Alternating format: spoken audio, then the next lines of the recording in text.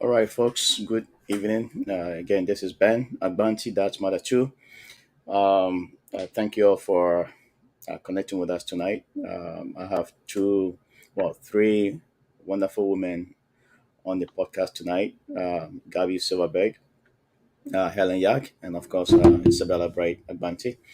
Um, I mean, we're going to learn a lot from Gabby and Helen tonight. I've had the chance to talked to them on Friday, and then 15 minutes ago we're just chatting. And they have our experience. They have a lot. They have a lot to share with us tonight.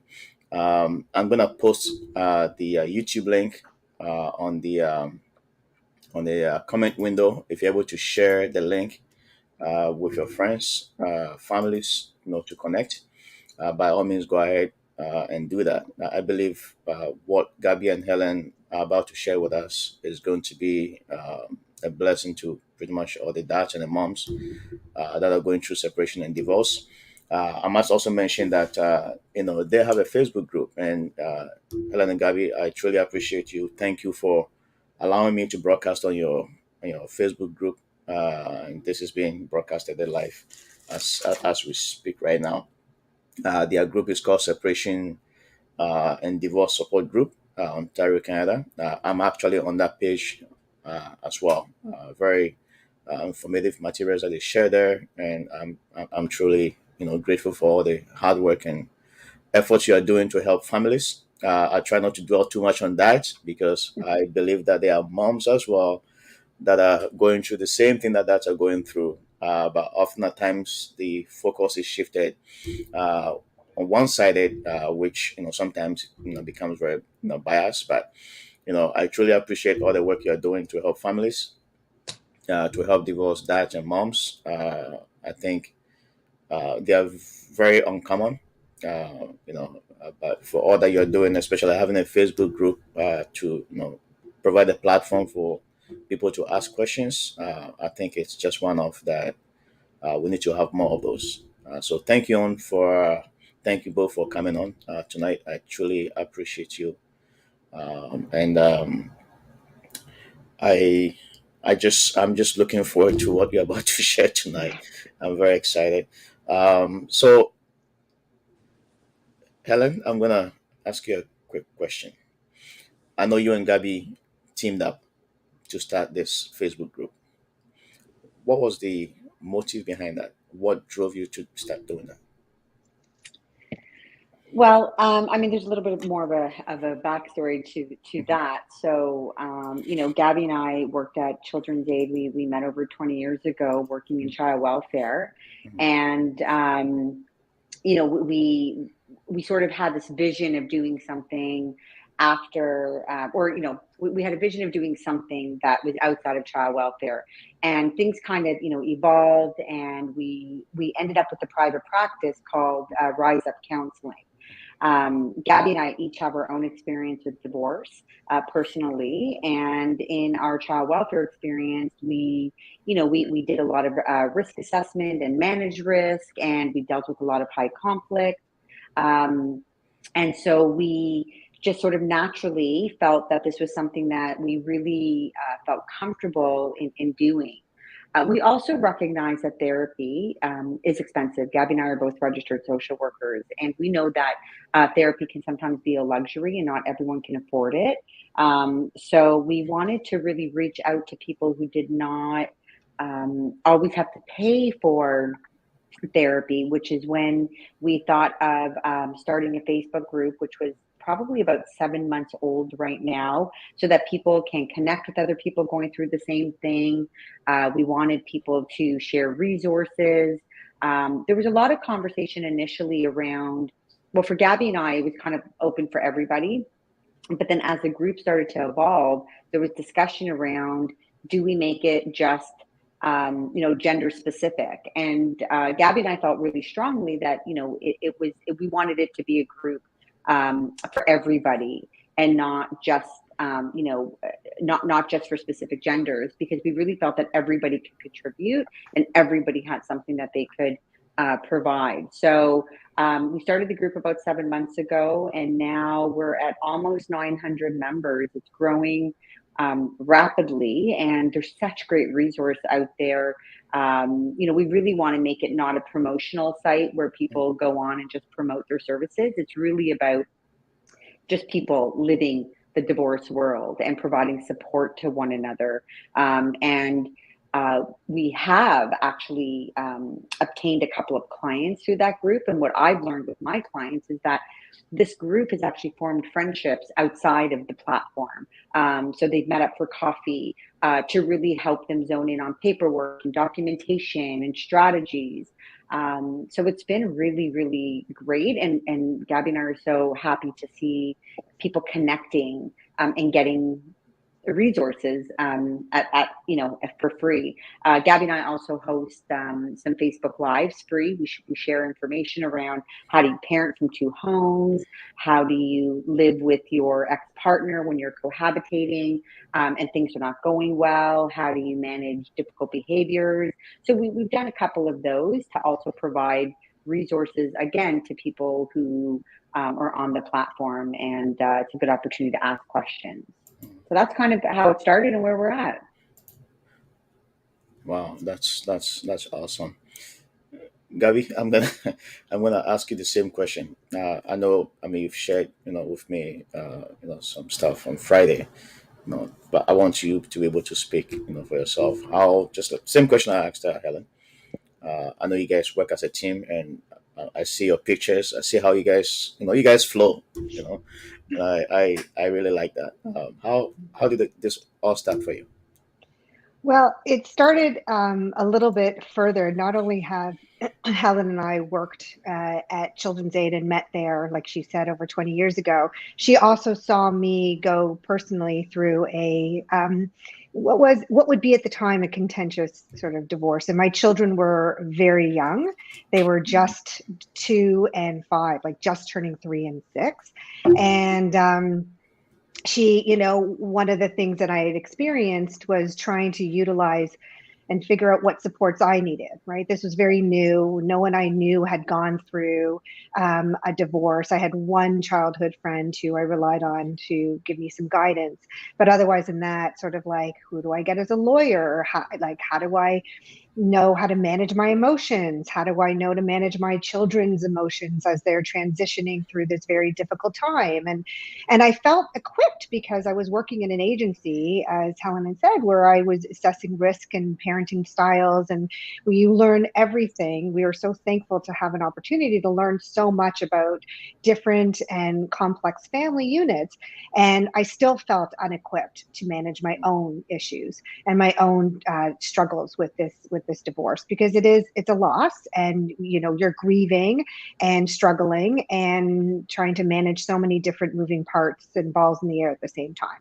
So as we moved through our careers and it, for me, it's been over 12 years now, sort of, or 11 and a half years, and everything's great, and my kids are teenagers, but it is, you reflect back based on our own learning experience, and Helen can speak to her own experiences being a child with a contentious divorce with her own parents when she was a child. But Helen was there for me every step of the way as she saw me process my own experience.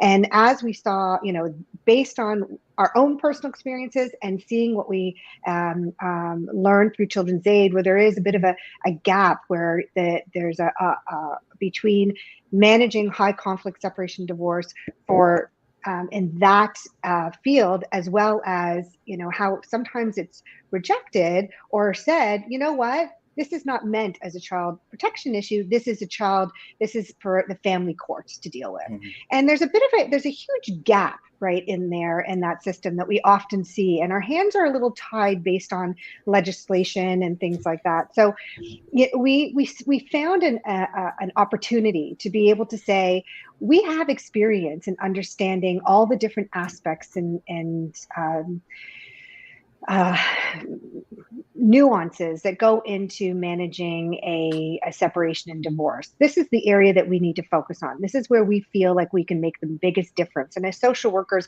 your intention is trying to help people in a way, and in a like from all different aspects of their life, right? So, not just managing the loss and grief, not just managing the child development issues that occur because different children go through different things. But we had the capacity to walk into a special private practice, or specializing in this private practice in those areas. We felt very equipped to do that. But we can't do everything in a therapeutic setting. And that's the purpose for the support group. People are asking questions that we may not have answers to, that other people have experiences to, or they can't, manage in a counseling session. It's more of a peer question. So it just offers another avenue or a venue to express some of the struggles and frustrations that go on when you go through a divorce and a separation. Wow, thank you so much, to both of you. Helen, I want you to talk to us more about the Rise Up Counseling and the services you offer, because from what you've shared with me, I mean, I think it's a very good organization that you have there that is helping families. But I'll let both of you speak more to Rise Up Counseling, how it started, and how you support um, uh, you know parents that are going through separation and divorce. Sure. Um, so, as Gabby said, with our experience, we really wanted to offer a service that um, people didn't feel like they had to run to, 10 different organizations to get services. And like Gabby mentioned in her experience, that, she did have to rely on other people for a number of services. And we really wanted to fall under one umbrella, kind of like a one-stop shop in some capacity, where, if I took on one piece of it, Gabby could take on another piece. But in about 2 years ago, Gabby was still working at Children's Aid, and I had left probably about 4 years prior to that. And I said to Gabby, you know what, Gabby, it's time. I said, it's time for us to do what we've been talking about for years and years and years. And so we decided that in the height of COVID, Gabby was going to quit her job and I was going to quit mine, and we were going to open up a brand new business. And so that's what we did. So in the height of COVID, we opened up Rise Up Counseling. We offered virtual sessions. We still actually offer virtual sessions right now. And so we offer a number of services. So we offer individual services to people who just want individual support that are going through separation and divorce. We offer co-parenting counseling. So whether people have just separated or they've been separated for 10 years and they need some help with their relationship, how to become better co-parents, whatever that looks like, whether it's parallel parenting or co-parenting, whatever it is, but to develop a better relationship more often than not for the sake of their children, and making sure that their children are well adjusted. We help families develop a narrative. So they're getting a divorce and they don't know how to tell their children. And so we work through a script with them, depending Mhm. on their children's developmental stages and ages, around what do you say? What are the kind of questions you might be asked? How do you respond to this? Um, we also complete what's called Voice of the Child reports. We don't do any type of assessments. We don't make any type of recommendations related to parenting time or decision making. There are fantastic people out there that do that, mediators and parenting coordinators and lawyers, and we don't do any of that. We really work from a therapeutic lens. So we will do something called the Voice of a Child report, where we will meet with the parents and then the children to obtain their wishes and preferences. So, for example, a parent is moving out of country, each parent wants the child to stay with them. So we will meet with the child to get their views and preferences. We put that in a report, and we relay that information. Again, it's not a recommendation, it's not an assessment. It's really just bringing forward the child's wishes. Um, We also provide consultations related to child welfare matters. So sometimes we'll have professionals call us and say, my client's involved in child welfare. Can you just kind of help them, through the process? I always make it very clear that Gabby and I are not, anti-child protection workers. We love child protection. It's in our blood. We did it for 20 years. But we know that the system can be flawed at times, and it can also be very difficult to navigate. So we really try to help people navigate that world, particularly when they're dealing with separation and divorce. Mm-hmm. Mm-hmm. I don't know, what else do we do? Gabby, what else do we do? Reunification counseling. Right, reunification therapy. So we provide support to parents who are struggling with their relationship with their children. Maybe they haven't spoken to them in quite some time. Maybe there's some rejection taking place. So we will do some family work with them, and we also do child therapy. And Gabby and I have a very unique way in which we do child therapy, and not everybody signs up for it because it's not what they want. We will often have parents call us saying, my child needs therapy. We're going through a really difficult separation. They want someone to talk to, can you meet with them? And our answer, depending on the child's age, is usually yes, only if both parents are willing to participate in the process. So we would do an intake with one parent and an intake with the second parent to gain their perspective. And I don't know what Gabby says to her clients, and my catchphrase is, I can do the best therapy with your child. Your child can come in and we can make, the best gains, and we can do the best therapy that we've ever done. And then they leave and the chaos continues at home. Whatever we've done in that hour session will be unraveled if the parents don't do the work. We've had parents call us and say, we want to bring a 4 and a 5-year-old for therapy.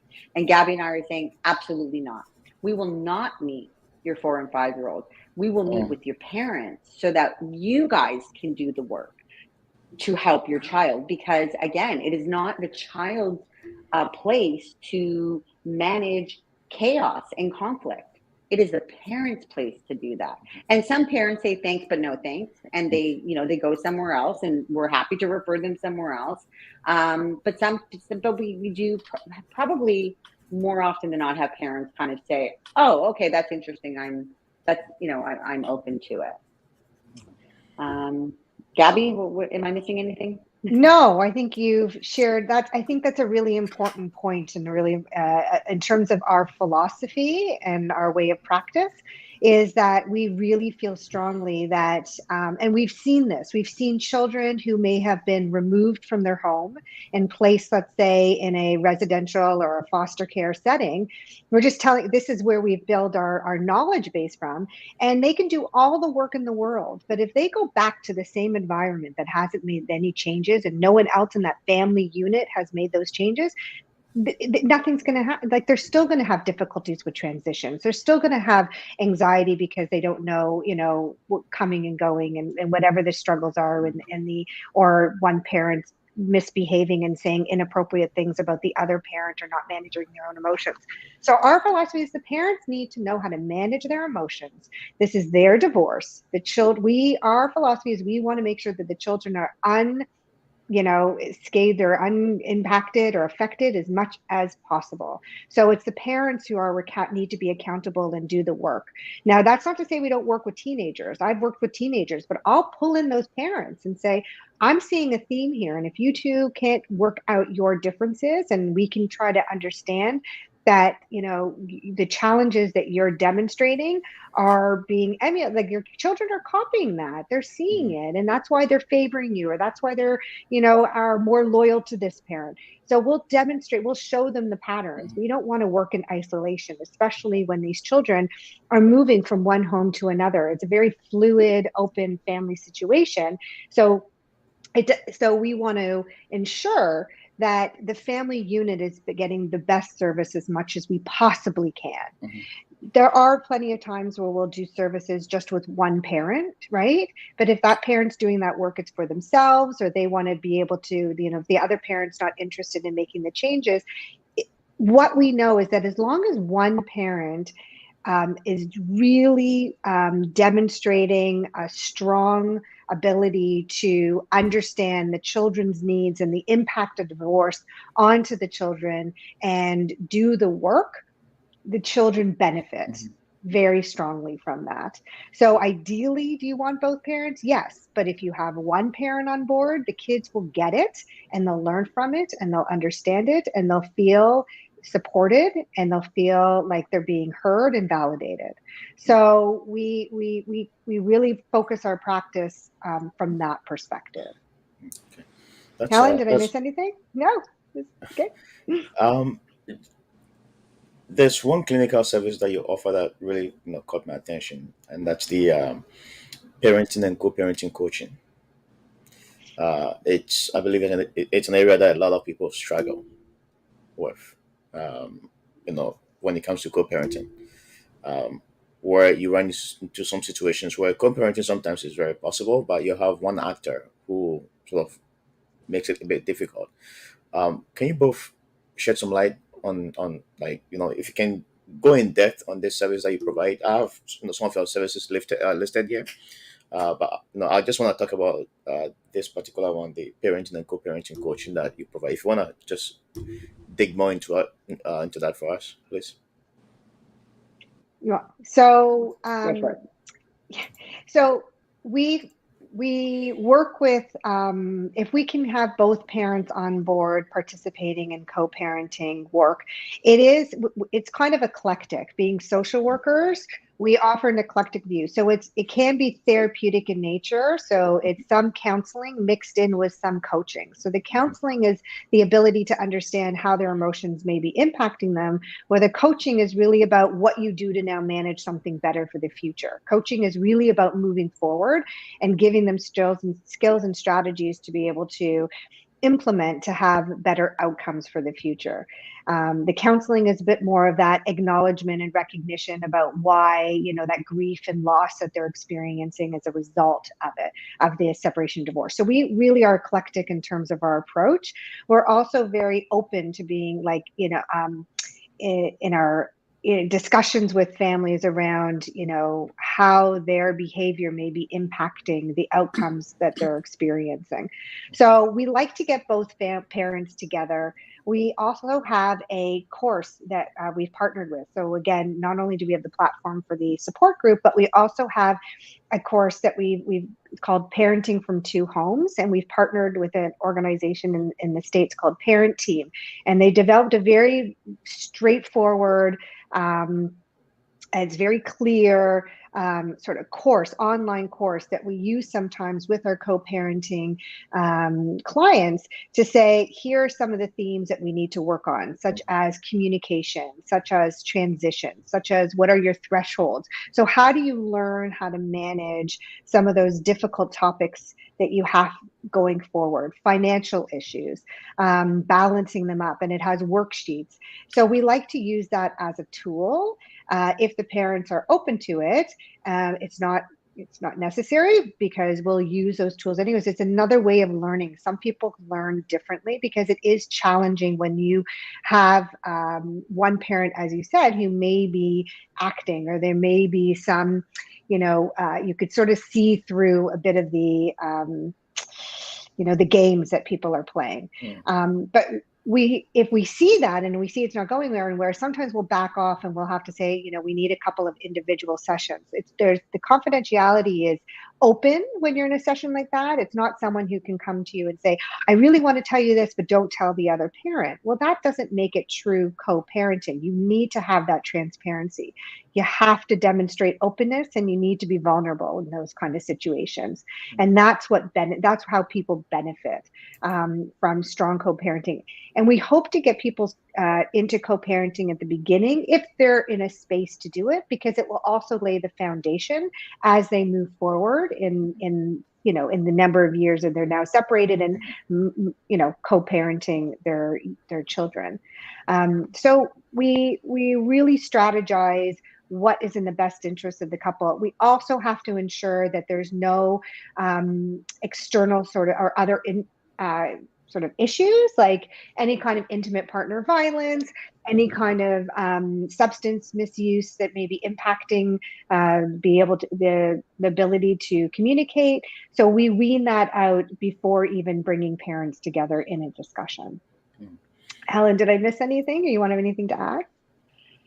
No, you summed it up nicely. The only thing I do want to add is that this is sort of how it falls under the umbrella, is that when we're doing co-parenting work, and because it's not confidential and it's transparent, and we see that a client needs individual support to help them with the co-parenting work, we can refer to the other person. Obviously, you can't wear both hats. You can't wear the individual therapist hat and the co-parenting therapist hat. So, if I'm doing co-parenting work and I see a client might benefit from individual, I would offer it. If they're open to it, I can then refer to Gabby. Now, of course, our work is separate, and that is confidential from her and I. But at least we can, we have the resources within our organization to provide to them, so they don't have to seek out another organization to get that support.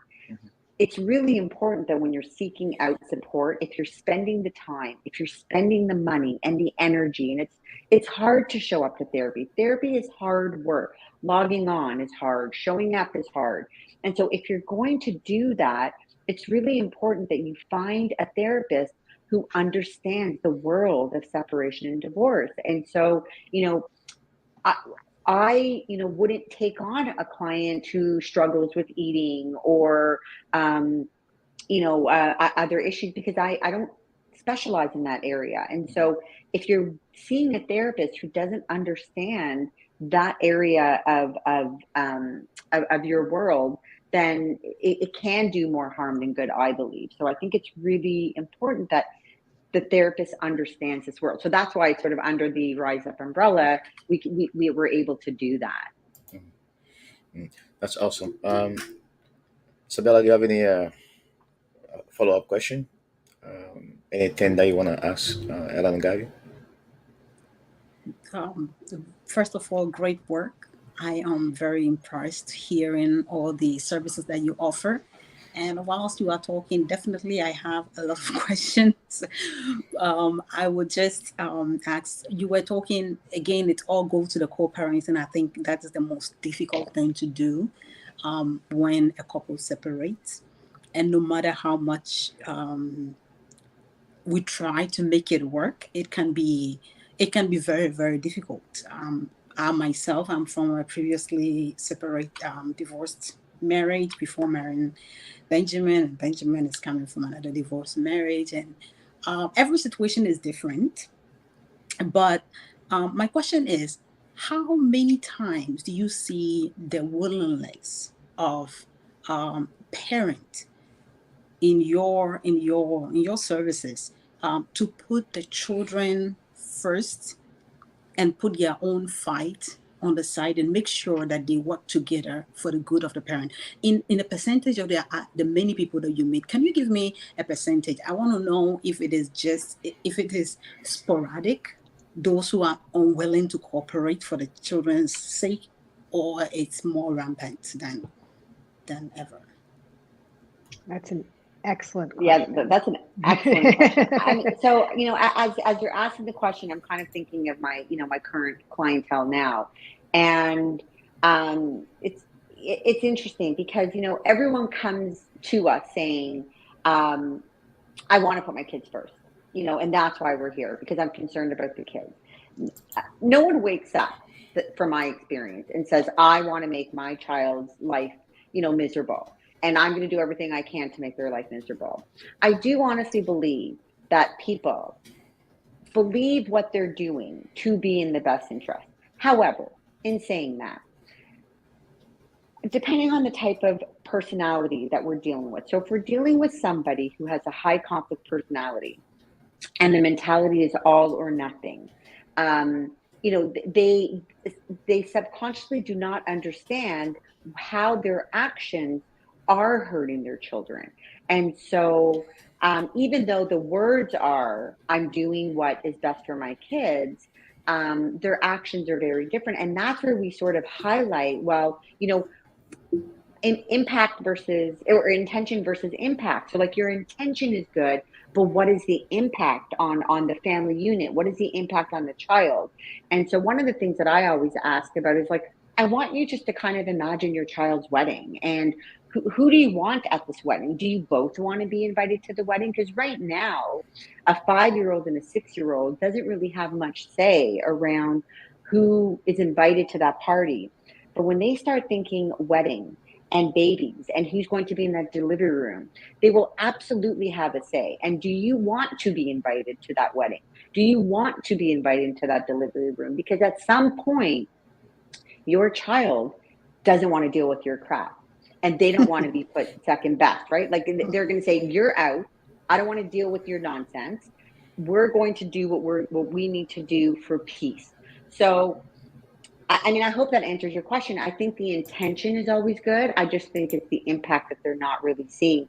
And, you know, it's interesting. And I think it was Ben that you said, you know, there's always sort of one party who is a little bit more, I don't know if the term, I can't remember the term you used, Actor. aggressive. Yeah. The actor. Yeah. Actor. Yeah. So, you know, and I always kind of phrase it as, this is a dance, right? Like you had a dance that you choreographed when you were married. And so now you need to, you know, create a new dance. And there is a role for both parties. So even one person who might be, you know, more of the actor, the bigger actor, there is a role that the second parent plays into it. And it's really important that everybody acknowledges what role, what experience they bring to this relationship. Because I would say, from my experience, it's usually not one person. There is something happening in their dance that they need to sort of redo. So I don't know, Isabel, I hope that answers your question. I don't know, Gabby, I don't know if Yeah. if you, I know I don't have a number for you, but I kind of, you know, as I'm thinking. Yeah.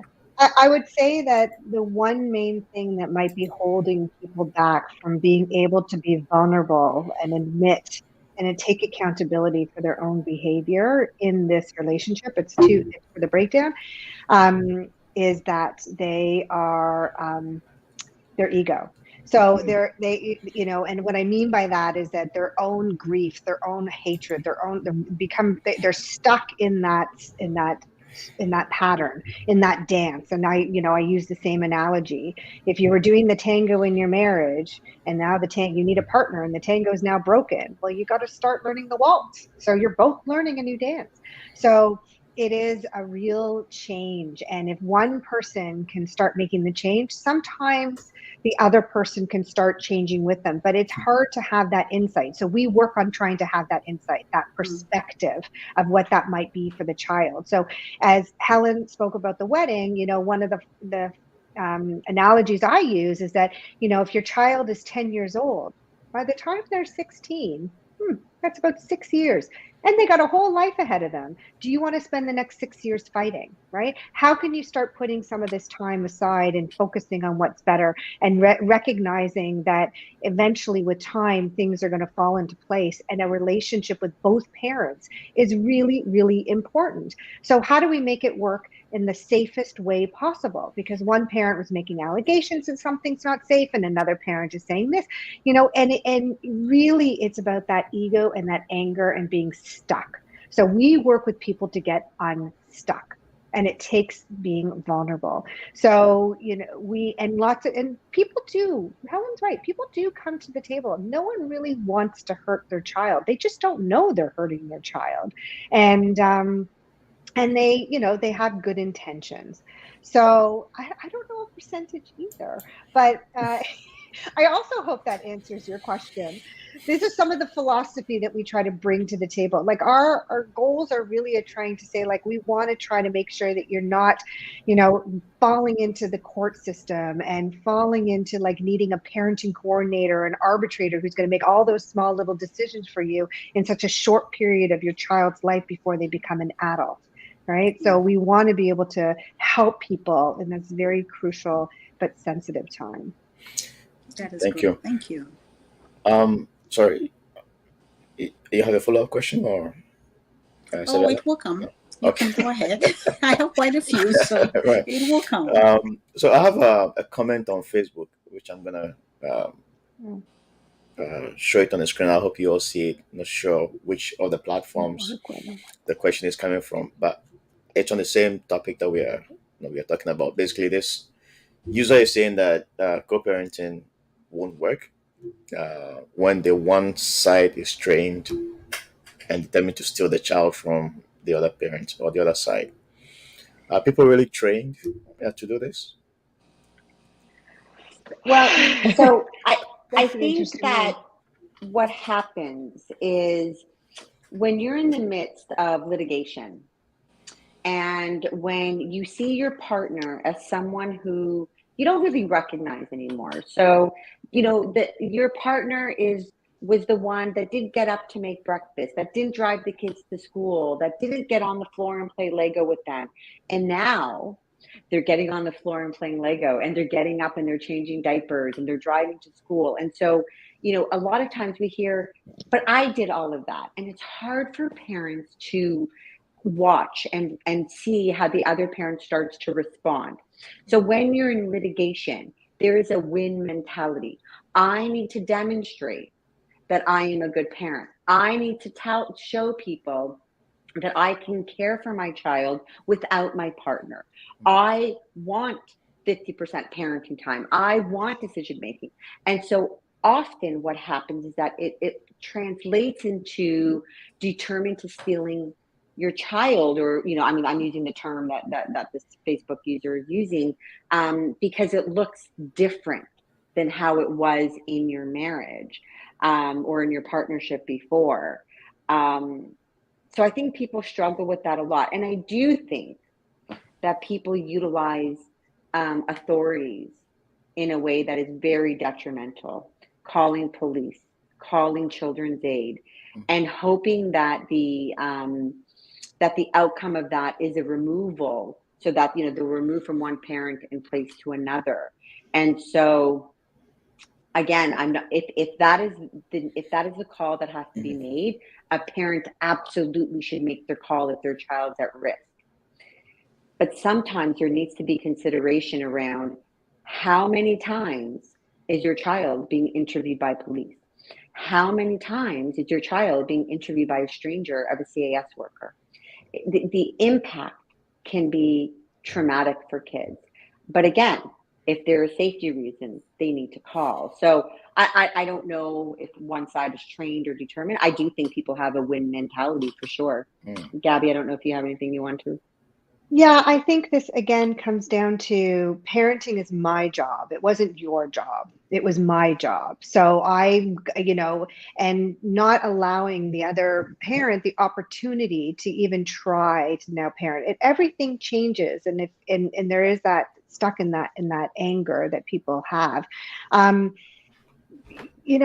We could go into things like alienation, which is a form of child abuse, right? It is a specialized area. We've touched on it. I wouldn't say that we are experts in it. I would say that we've had experience in seeing it through our clients and helping people through it. It's a real thing. We also see that there is some rejection because children grew up in an environment where there may have been physical violence, or seeing their one of their parents being hit, and those things exist too. And so that child may have fear or have rejection, but that doesn't mean that there isn't an opportunity to develop a relationship that can be safe. We work with clients who we know that the other parent may be drinking. So we don't talk about calling, the authorities on them. We talk about how do you create and implement safety? How do you give the child the tools to know how to call someone if they feel unsafe, or utilize the other adults in their life, right? We've had to utilize grandparents and caregivers in order to find strategies to ensure that the kids' needs are being taken care of. So our goal is to try to be as creative as possible. And I know I'm maybe going off topic here, but people may be determined to steal. People are angry. It's actually really scary when we see this, and it's very disappointing. I'm not sure about the word trained, but people are in it for the fight, as Helen would say. And co-parenting is not for everybody. I want to be very clear. Not everybody can do co-parenting therapy, and we recognize that. And when and that's why we do individual intakes with people when they say they want to do co-parenting. And then we can sort of determine, like, will this work? Or won't it, or do we need to pause? So with what, this user is correct. It doesn't work for everybody for a And number of reasons. also, there isn't, I don't know if you've ever heard of the term parallel parenting. So, parallel parenting is really for people who are involved in high conflict. So, co parenting is the hope of being able to communicate fluidly, like being able to, have discussions and attend parent teacher interviews together and sporting events and having, a more fluid relationship as much as you possibly can, right? Parallel parenting is sort of a precursor to that if you have high conflict. It's very limited communication, very strict towards the parenting plan schedule. Communication is pretty much like on our family wizard, like as little communication as possible. You're literally paralleling your parenting. When the child's with one parent, they do it all. When the child's with the other parent, they do it. The hope is to build towards that co-parenting. And again, I think that's on a spectrum. Like it's, there's from co-parenting where it's civil to extremely like you're having Christmas dinner together, right? So there is a spectrum of what co-parenting looks like. But if you can't co-parent at all, we would aim for the parallel parenting. And that's a lot of boundaries. That's talking about boundaries, lots of boundaries. I have a question. Basically, I want us to look at the high conflict, separation and divorce services that you offer. Um, I came from the lawyers, and the lawyers called it high conflict. It was one sided. All I wanted to do was, be in the lives of my children.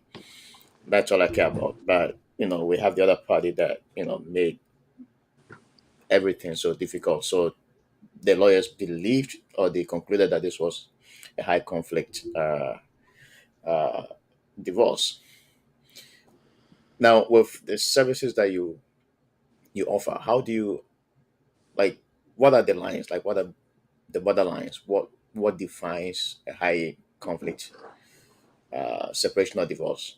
And if you can sort of talk more about it, uh, Helen, maybe, or Sure. So I recently just completed a training with Bill Eddy. I don't know if you know who Bill Eddy is, but he is the founder of the High Conflict Institute out in the States, and he's sort of the guy who knows who's all about high conflict. He has a program called New Ways for Families, and I recently participated in this training and received certification to offer this type of therapy. When it comes to high conflict parents or situations, gaining insight around past experiences is sort of a useless task. There's no point to go back to what happened and how it happened and why did it happen. So it's about moving forward and teaching new skills.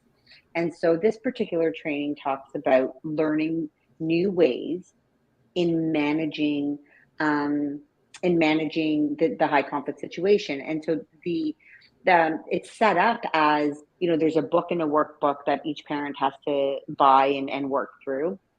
And then there's a therapist does sessions with one parent, and then the therapist does um, sessions with the other parent and teaching the exact same information. So around, flexible thinking, making proposals, managing your emotions, checking yourself. What do you bring to the table? And then at the end of this, what they've gained is just new skills in moving forward. They don't necessarily have to enter into a co-parenting relationship. They don't have to enter into a parallel relationship.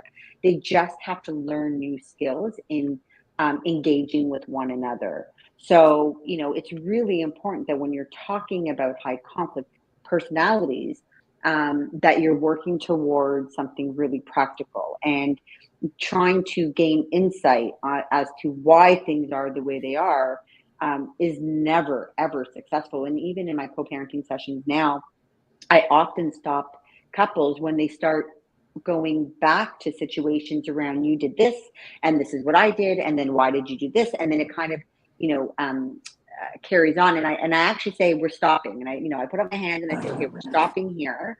This is not helping. We need to move forward. And then, the work goes into, okay, what can we do to move forward? What does parent A need? What does parent B need? What are you able to do? And what are you agreeing to do? So that's sort of how I'm managing high conflict right now.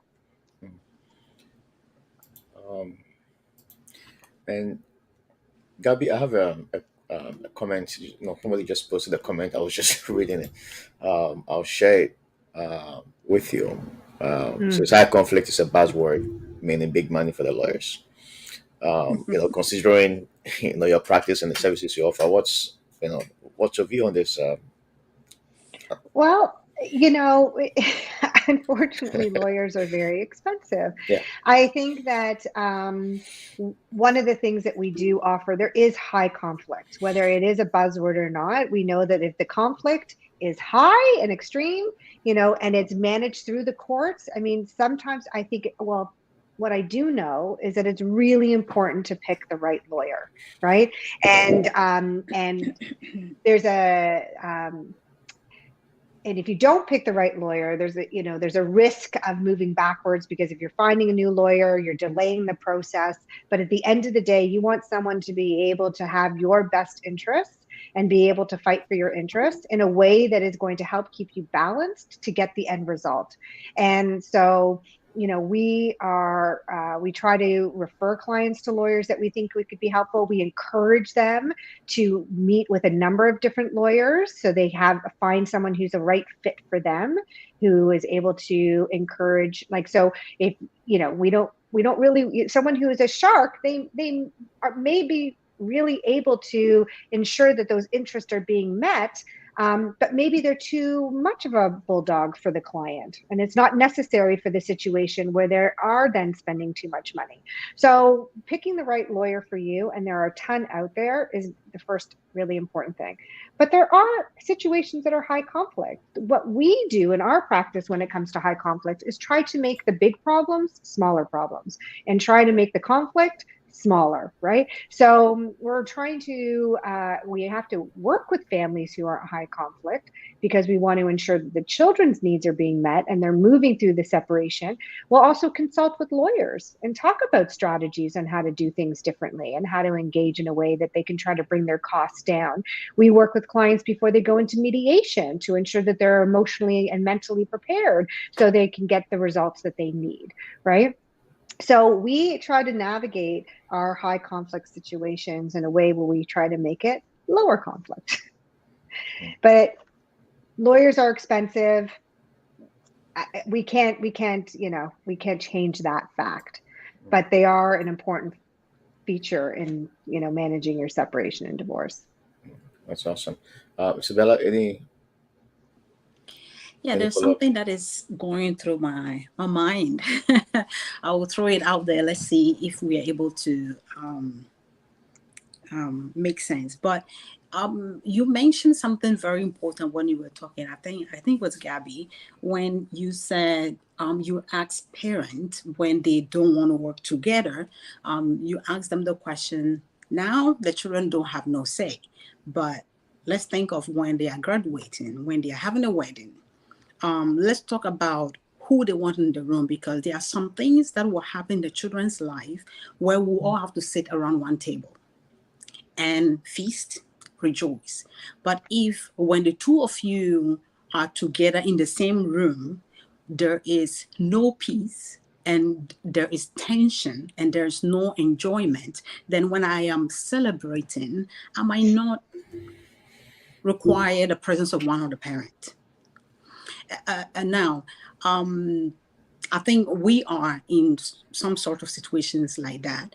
And so that analogy that you gave really got me to think a lot about some of the situation we have in our trying to co-parenting situation here.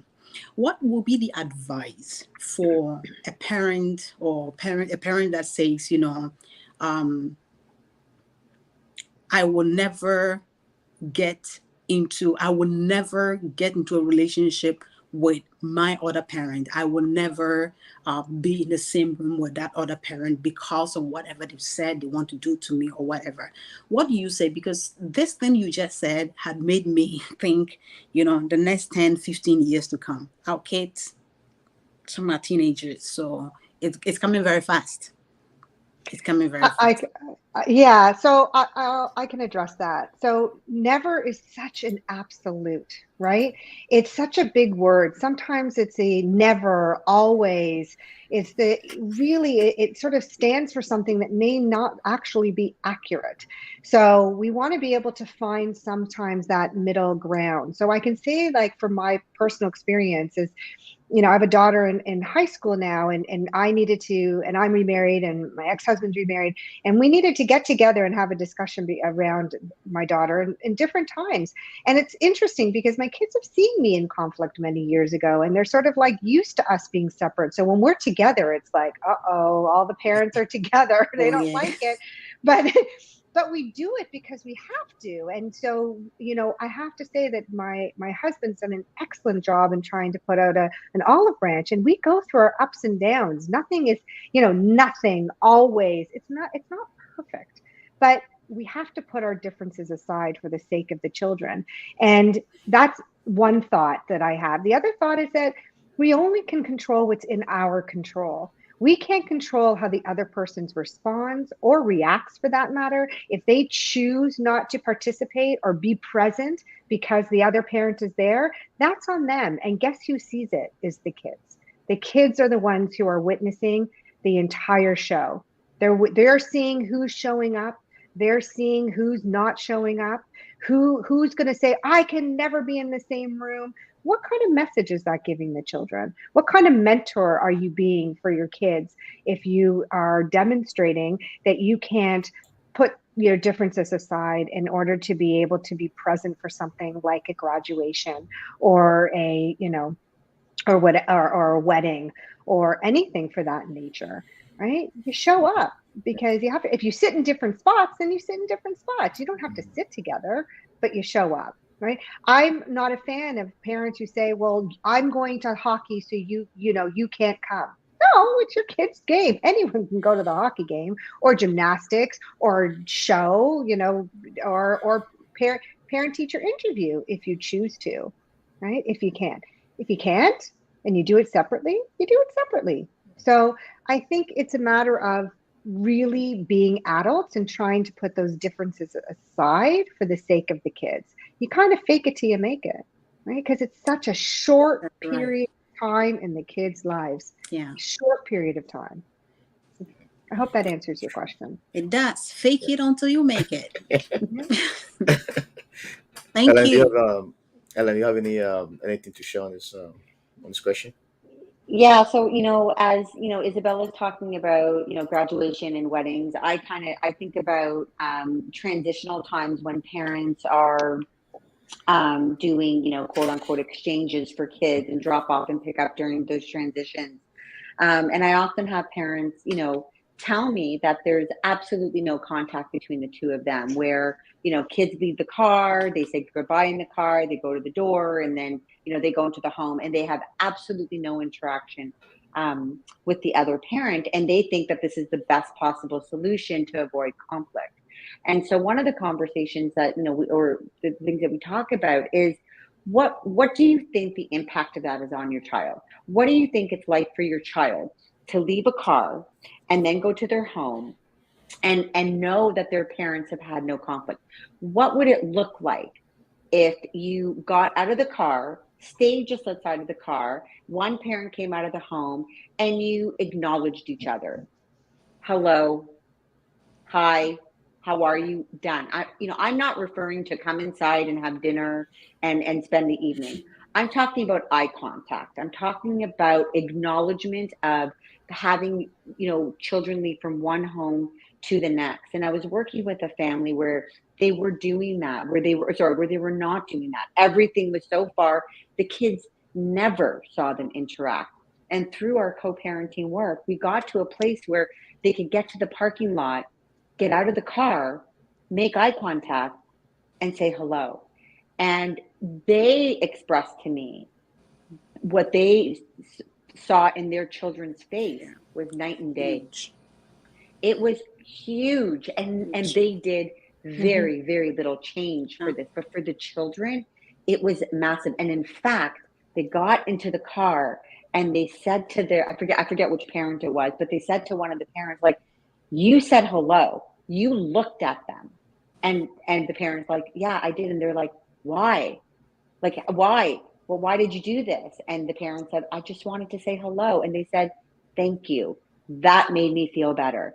It was such a small action, but such a huge impact on the kids. So I know that we're talking about weddings and graduations, but I'm thinking about the very few moments that you have an opportunity to demonstrate kindness, just, to be civil, to be a human being to another human being. So those are kind of the thoughts that I had as Isabella was asking that question. Thank you. That was so beautiful. Thank you for sharing that. Mm. That's so You're beautiful. welcome. I have my last question.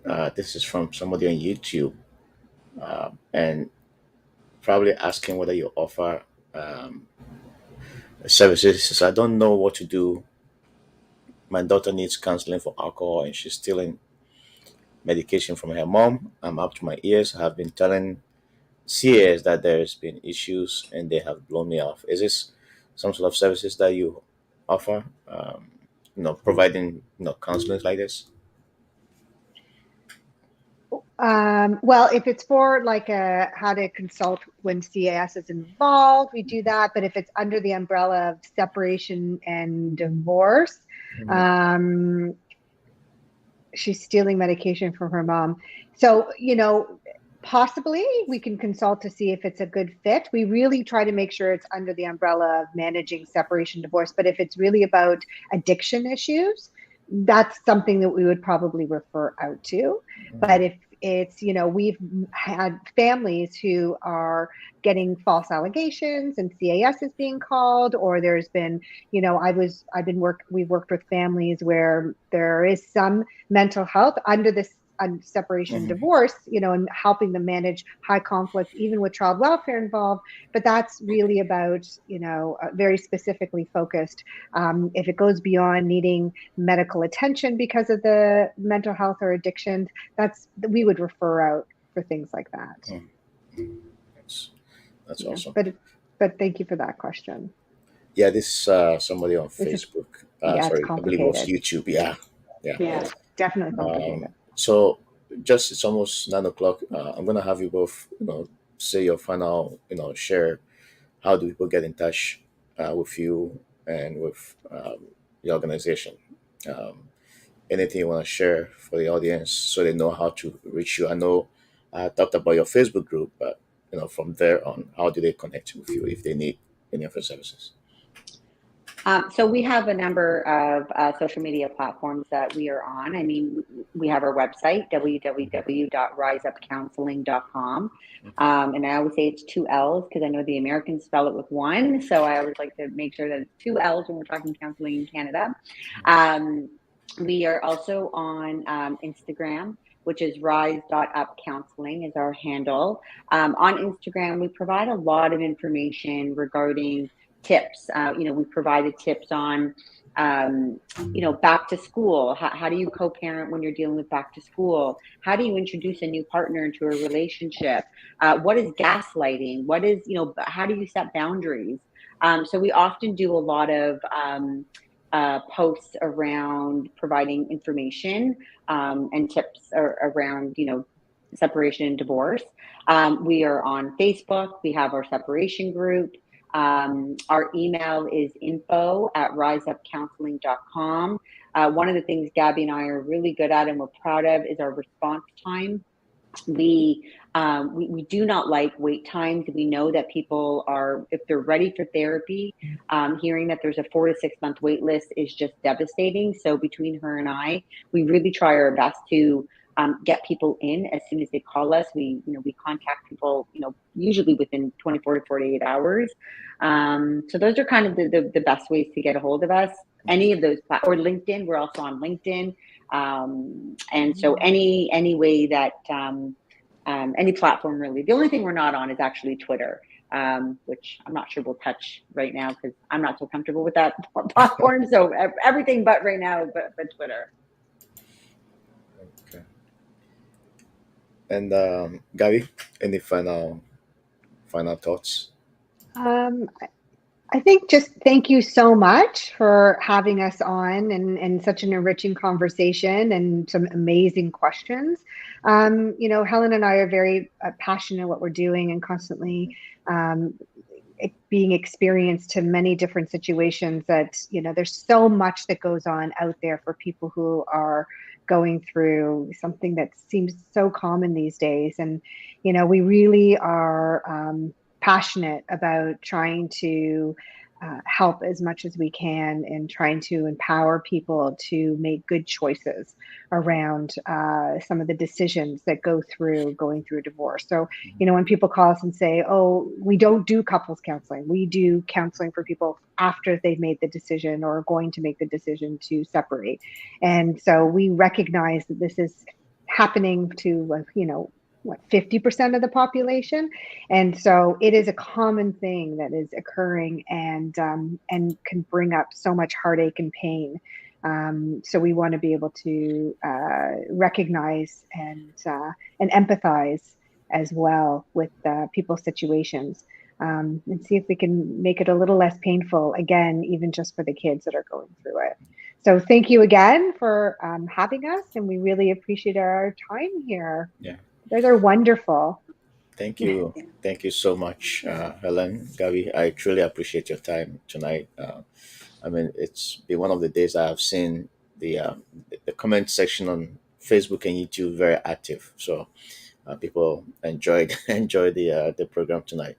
But I truly Great. appreciate having you on tonight. Anytime you want to come back, by all means, I'll provide that platform for you to come back. But thank you so much, and to our audience, thanks for spending that time with us tonight. The videos are available on YouTube and also on Facebook, so you can also feel free to share it with your friends and family. Thanks very much, and I'll be with you in a few minutes. Ellen and Gabby, just a few minutes. I'm just gonna play the outro, and I'll be right back.